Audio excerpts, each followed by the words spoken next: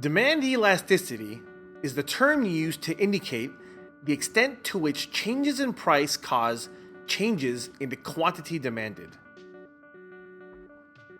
Demand is elastic when a relatively small change in price causes a relatively large change in the quantity demanded.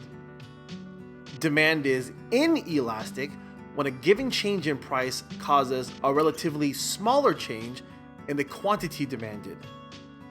Unit elastic is when total revenues neither increases nor decreases when the price changes. There are three determinants of demand elasticity. We can estimate the elasticity of demand for a product by considering three factors. Factor number one, the urgency of the need. Is it a necessity or is it a luxury? Can the purchase of the product be delayed? If the purchase can be delayed, the demand for the product tends to be elastic. If it cannot be delayed, the demand tends to be inelastic.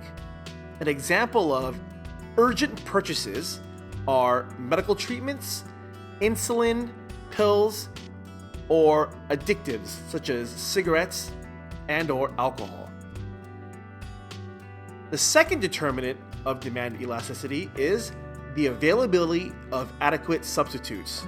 Are adequate substitutes available? If a product has many substitutes, the demand for it tends to be elastic. The fewer substitutes available for a product, the more inelastic the demand.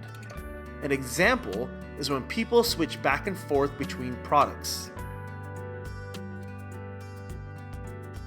The third determinant of demand elasticity is the amount of income needed to buy the item. Does the purchase use a large portion of income? When the products require a large portion of income, the demand tends to be elastic. When they require a small portion of income, the demand tends to be inelastic.